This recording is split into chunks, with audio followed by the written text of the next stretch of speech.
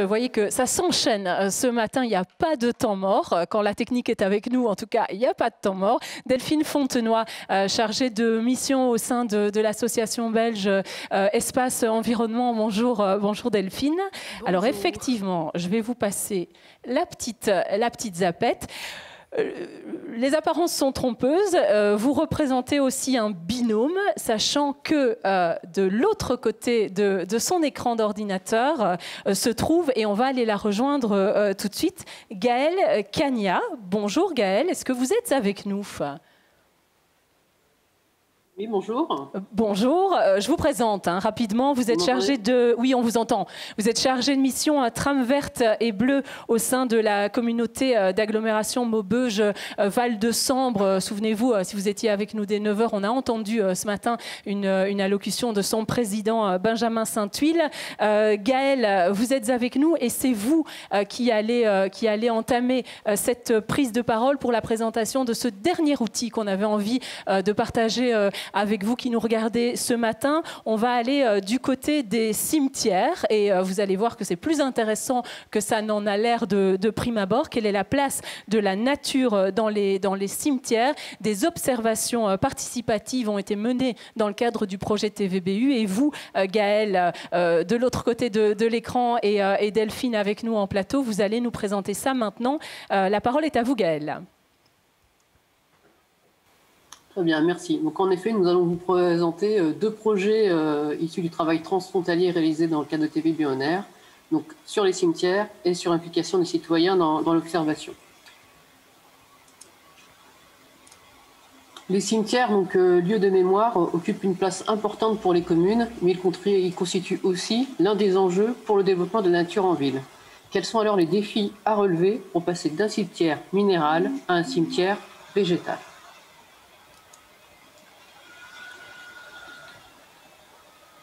Pour rappel, donc, les premières tombes en fait, des nouveaux cimetières au XIXe siècle étaient jardinées. Les photographies anciennes que vous voyez témoignent d'une présence forte du végétal, mais ce souvenir semble avoir disparu de nos mémoires.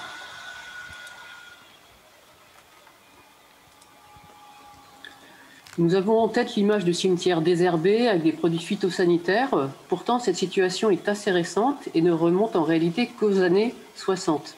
Ces produits étaient utilisés de façon systématique, car simple d'utilisation, efficace et peu coûteux.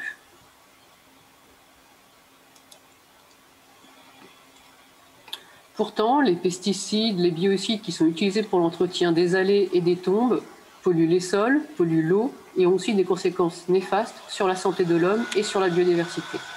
Donc leur utilisation est désormais interdite dans les espaces publics, que ce soit côté français ou côté belge.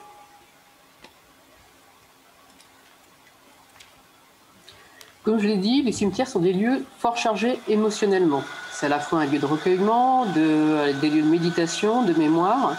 Donc la sensibilité des usagers y est exacerbée et les herbes indésirables sont perçues négativement. Donc soit de l'irrespect envers les défunts, des sentiments de dégradation, d'abandon ou encore de saleté. Donc le changement des pratiques de gestion doit donc être accompagné pour une meilleure acceptation des utilisateurs. Et l'une des clés de l'accompagnement au changement, ça peut être la communication. Et la communication en travaillant à travers des messages clés, il y a éventuellement des enjeux sur lesquels les messagers peuvent insister. C'est certainement la question de préserver la santé, que ce soit des ouvriers, des fossoyeurs qui pratiquent l'entretien des cimetières, ou bien les visiteurs et les usagers sur ces sites.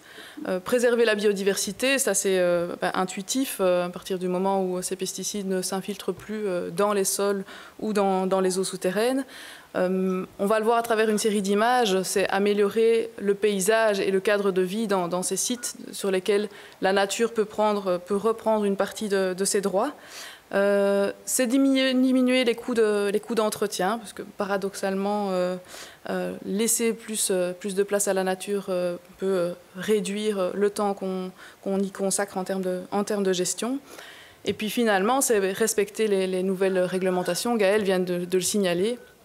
En Belgique et en France, aujourd'hui, il est interdit d'entretenir ces espaces avec des produits phytosanitaires.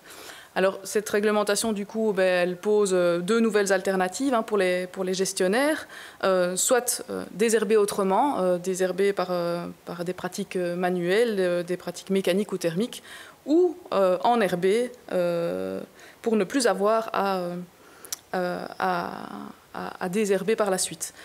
Alors, ces deux scénarios, ils impliquent inévitablement le fait de faire évoluer la perception, les idées des gens à l'égard de ce que c'est qu'un cimetière idéal. En 2012 déjà, donc il y a 8 ans, mais ça reste intéressant, le pôle de gestion différenciée, aujourd'hui appelé Adalia 2.0, organisait un petit sondage en posant, par exemple, à l'appui de ces 4 photos, parmi ces quatre cimetières, lequel de ceux-ci recommanderiez-vous comme un modèle pour votre commune en termes de gestion? On voit que déjà à ce moment-là, les votes allaient préférablement vers des cimetières dans lesquels on voit qu'on laisse de la place à la verdure, de la place à des zones enherbées. Alors là où le bas blesse, c'est que les études montrent aussi que c'est le stade transitoire entre une gestion traditionnelle, historique et de nouvelles modalités de gestion différenciées peut poser problème et peut être un moment perçu comme une impression de délaissé ou d'absence d'entretien. C'est à ce moment-là vraiment que l'information et la communication doit être poussée à son maximum pour que à la fois les personnes qui viennent se recueillir comprennent le stade de gestion dans lequel se trouve le cimetière et où on veut tendre en termes de résultats, mais également aussi que les techniciens, les ouvriers, les fossoyeurs s'approprient progressivement les nouvelles pratiques appliquées à leur réalité de travail de tous les jours.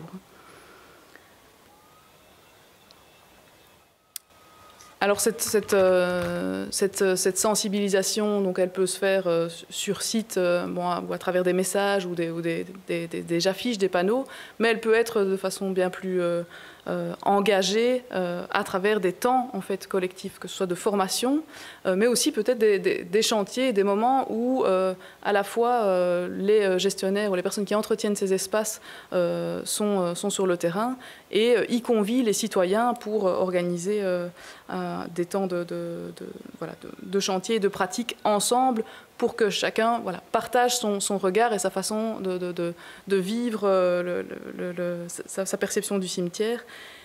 Ici, on voit des exemples d'actions citoyennes où ils ont même élaboré ensemble, de façon concertée, une charte d'engagement écologique avec des signataires étant les familles des défunts dans ces cimetières.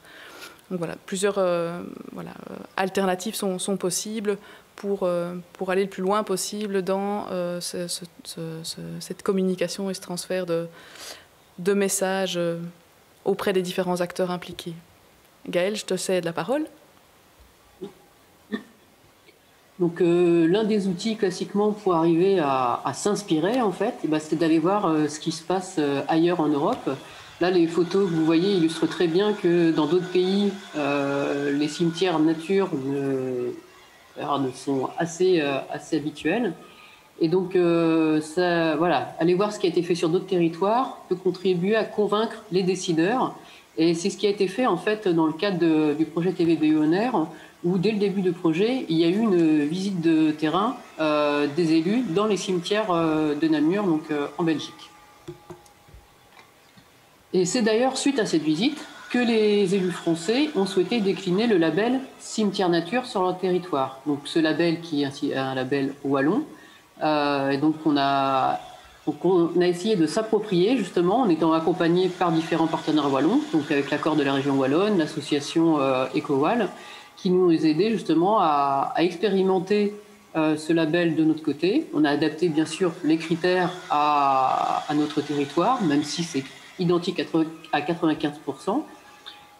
Donc, depuis 2019, il existe un label cimetière nature sur le territoire de l'agglomération et on espère que, à terme, cette démarche fera des émules en dehors du territoire de la Sarre. Et mine de rien, ce label fonctionne. Donc, côté wallon, c'est vrai qu'il est mis en place depuis 2015, donc il y a déjà plus de 200 cimetières qui sont labellisés. Sur le territoire de l'agglomération Maubeuge-Val de Sambre, donc c'est encore assez récent. Donc nous, sur nos 43 communes, il y en a quand même plus d'un tiers qui s'est intéressé à la démarche. Actuellement, c'est vrai que nous n'en avons que 5 qui ont été labellisés, mais les communes sont quand même très impliquées et souhaitent toutes aller plus loin dans cette démarche. Alors, le label cimetière nature, quels sont les critères? Donc les critères portent sur le côté entre guillemets vert du cimetière et on va chercher à comptabiliser en fait les surfaces végétalisées.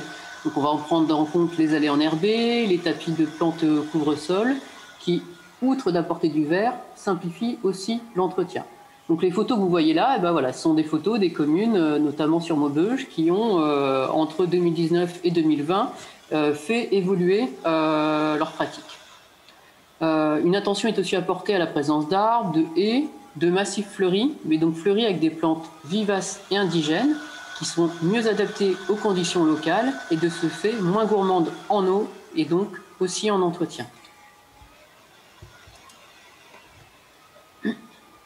D'autres critères, donc l'accueil de la biodiversité. Pour aller plus loin dans la démarche cimetière nature, en fait, on peut mettre en place de simples aménagements qui peuvent permettre d'accueillir la faune.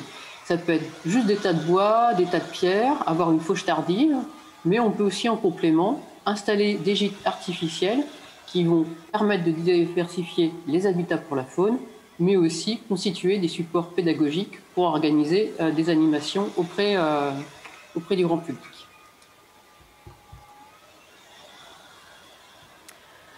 Enfin, donc justement, on accueille la biodiversité. Et donc, quand on accueille la biodiversité, ce qui peut être intéressant, c'est justement de l'observer et de la suivre.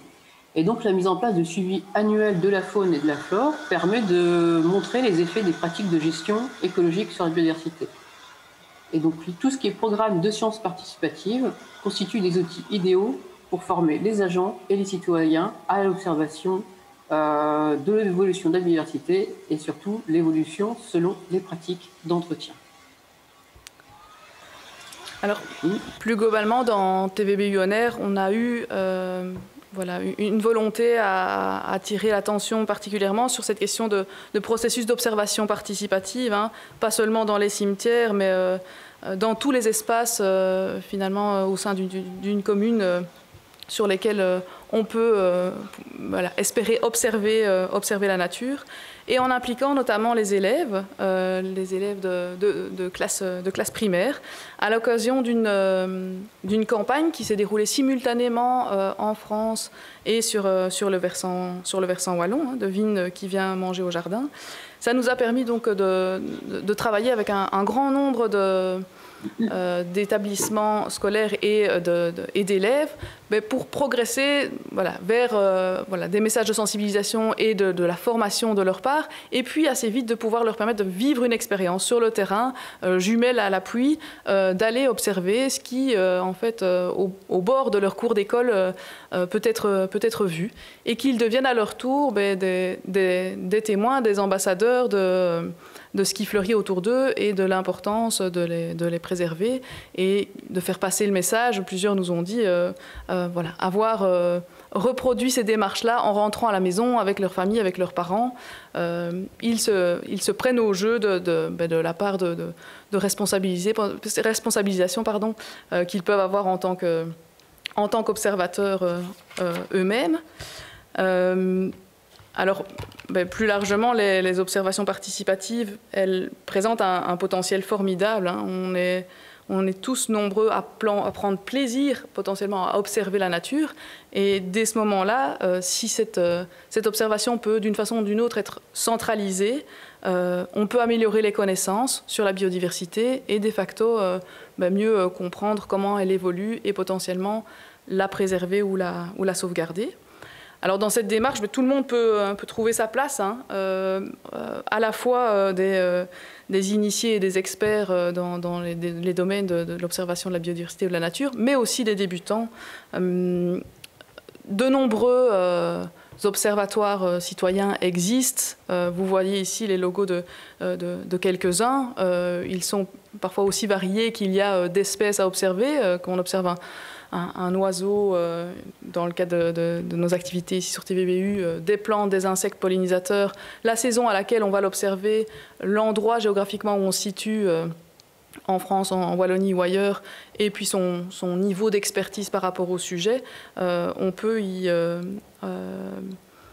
retrouver ces marques. Alors, pour n'en citer que quelques-uns, un peu originaux, Lichen Go, que vous voyez là, qui permet de proposer un suivi des lichens qui poussent sur les arbres en ville. Et donc, c'est un indicateur aussi de qualité de l'air intéressant. Spipol, c'est un suivi photographique des insectes pollinisateurs. Le projet M'a raconté, c'est recenser complètement la vie qu'on peut retrouver dans une mare. Ou encore Agir, qui est là plus spécifique puisqu'il va chercher à suivre les insectes envahissants. Et donc là, de mettre le doigt sur d'éventuelles problématiques en termes de population. Et alors finalement, un des observatoires qui a retenu notre attention, parce qu'il est pour le coup transfrontalier et qu'on avait le souci de permettre à un observateur qu'il se trouve à Jeumont ou jusque de l'autre côté de la frontière à Erqueline, puisque nos communes partenaires gravitent de part et d'autre de la frontière.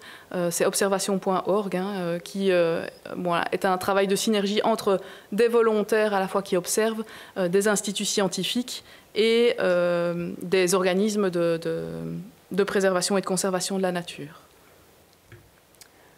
Voilà. Merci beaucoup Delphine Fontenoy. Je le rappelle, vous êtes chargée de mission au sein de l'association Wallonne Espace Environnement. Merci aussi à Gaëlle Cagna qui était avec nous à distance. Elle est chargée de mission au sein de la communauté d'agglomération de Maubeuge-Val de Sambre. Et bien sûr, Gaëlle, c'est spécifiquement de Trame verte et bleue que vous vous occupez au sein de la collectivité. Merci beaucoup à vous deux. Pas de questions arrivées pour vous sur le chat, un exposé clair et complet de nouveau.